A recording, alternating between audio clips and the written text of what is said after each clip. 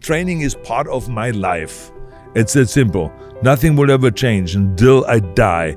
I will be working out and I will be having a great time in the gym and I will be getting the pump and I want to feel good, you know. And like I said, it's tough enough as it is with when you get older, but you have to hold on as much as you can and you have to still watch what you eat and all of those kind of things. It's all good. I only thought about being the greatest bodybuilder. I want to have the biggest arms, the biggest triceps, the biggest delts, have the best posing routine, beat everybody and go from competition to competition, be the winner and become the greatest bodybuilder of all times. But then you get older a little bit and you go to the next phase and you say, well, I cannot do that forever. What's next? So then you say, well, you know, acting. My heroes, Reg Park and Steve Reeves, those guys that played Hercules, they went from bodybuilding into acting. So I said, maybe that's what I should do. So I started that, and that was, of course, as intense about that as I was with bodybuilding. And I started, you know, working on it on my speech classes and accent removal classes, acting classes, English classes, and all those kind of things. And I started working my way up until I got finally Conan the Barbarian and Commando and Predator and all this, and I was on a roll.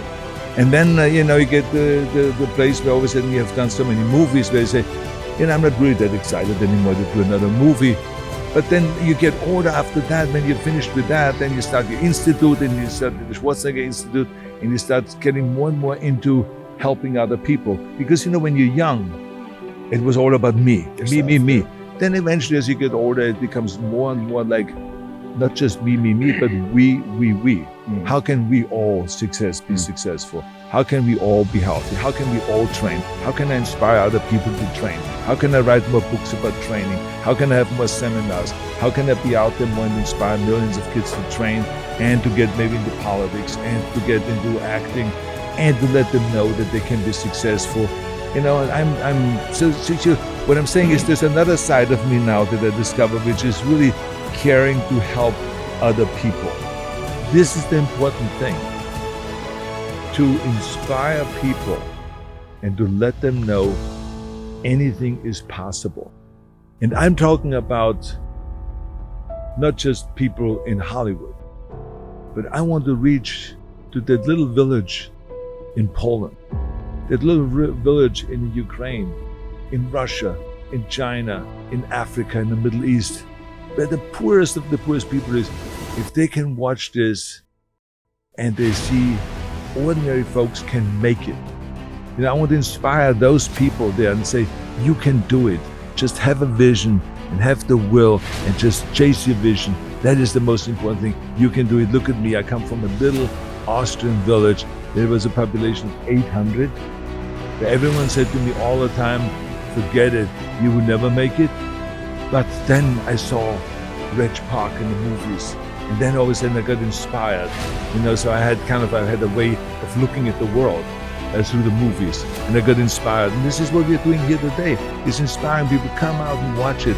Look at Logan, look at his brother, look at so many people, look at Muhammad Ali, look at Mike Tyson. These are people that came from nothing and they worked their way up and they became something, you know. It can be done. So this is what it's all about, is inspiring everybody. And so one thing inspires the other thing, and so then you discover that there's, you know, feminine side in you, there's a masculine side in you, there's an artistic side in you, there's a giving side, there's a selfish side, there's a powerful side, there's a weak side, there's a vulnerable side, there's a leadership side. You know, you discover all those different things. You know, as you get older, you discover kind of more different sides of yourself. I think that we don't operate well if we don't have a mission, if we don't have a specific vision and a specific goal, because then you have something to shoot for. I mean, look, every single airplane that takes off knows where they're going. Imagine you have the most sophisticated airplane in the world and it takes off and doesn't know where to go, right? It's not gonna have a successful mission, no matter what.